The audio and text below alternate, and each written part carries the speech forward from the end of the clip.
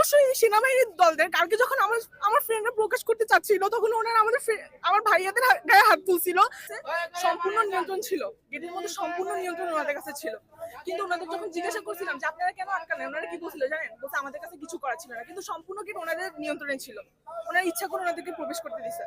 তারপর সবকিছু পুরোপুরি নিয়ন্ত্রণে আসার পর শেষ মুহূর্তে হয় না যে বাংলা সিনেমার মধ্যে নায়ক সব কাজ করার পর যখন পুলিশ আসে নিজের চেহারা দেখাইতে, ঠিক তেমনি পুরো সবকিছু নিয়ন্ত্রণ করার পর তারপরে পুলিশ আসছে নিজের চেহারা দেখাইতে।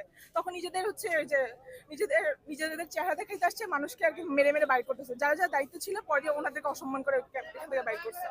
আপনাদের বহিরাগত বা শিক্ষার্থীদের ধারণা অনুযায়ী কতজন নিহতের সংখ্যা সেটি যদি একটু। আমাদের স্কুলের মধ্যে যদি আমি পার ক্লাসরুম বলি, কম করে হইলে 30 জনের অধিক স্টুডেন্ট থাকে পার ক্লাসে।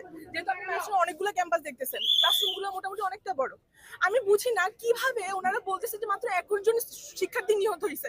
পার ক্লাসে 30 জনের মতো স্টুডেন্ট থাকে, ওইখানে ওনারা কিভাবে কথা বলে? আহতের সংখ্যা ওনারা পুরোপুরি প্রকাশ করে নাই। তারপর অনেকে আহত অবস্থায় যারা হসপিটালে গেছে, ওইখানে অনেকজন স্টুডেন্ট মারা গেছে। আচ্ছা, এই যে প্রকাশ করতেছে না, এটার জন্য কাকে দায়ী মনে করতেছেন?